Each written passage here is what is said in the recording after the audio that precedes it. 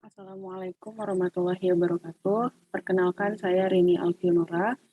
Di sini saya sebagai presenter untuk artikel mengenai implementasi literasi sains pada pembelajaran biologi.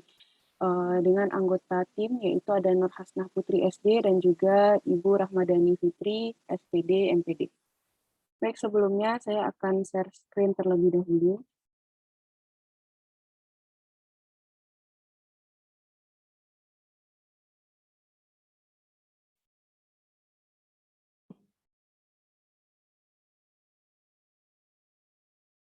Nah, di sini ada penelitian mengenai artikel terkait dengan implementasi literasi sains pada pembelajaran biologi atau Implementation of Science Literation in Biology Learning. Latar belakang.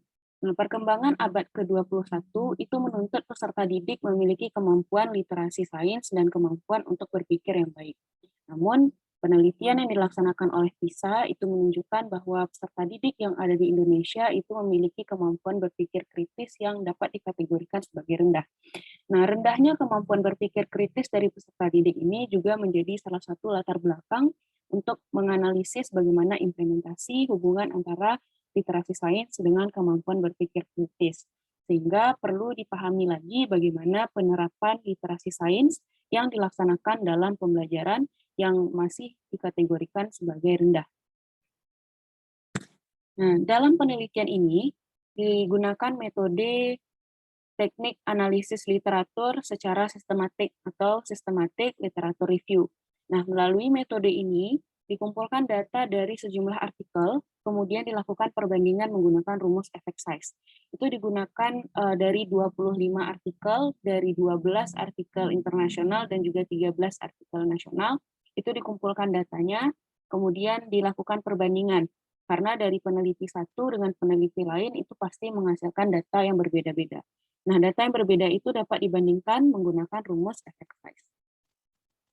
Nah, perhitungan nilai effect size itu dapat dikelompokkan menjadi 3, yaitu nilai effect size antara 0,0 sampai dengan 0,2 itu berada pada kategori rendah, kemudian nilai antara 0,2 sampai dengan 0,8 itu berada pada kategori sedang, sementara nilai effect size lebih dari 0,8 itu berada pada kategori yang tinggi.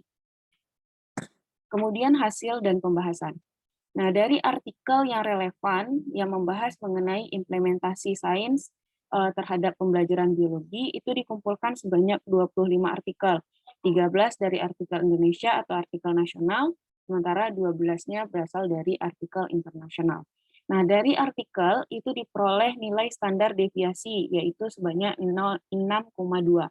Nah, nilai standar deviasi ini digunakan untuk menghitung nilai effect size.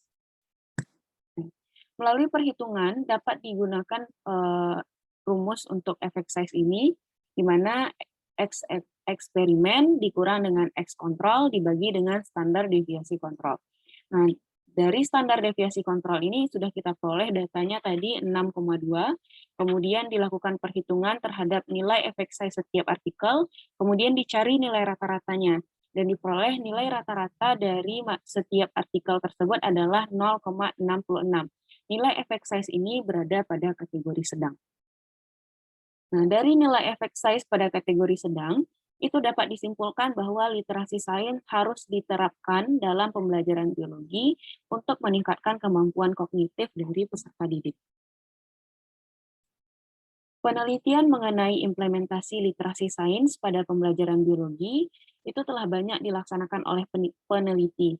Hal ini memunculkan banyak data yang berkaitan dengan implementasi literasi sains dalam pembelajaran biologi yang dapat dibandingkan satu dengan yang lainnya menggunakan effect size. Nah, implementasi literasi sains dalam pembelajaran biologi ini memiliki pengaruh dalam kognitif dari peserta didik. Sekian presentasi dari saya. Assalamualaikum warahmatullahi wabarakatuh.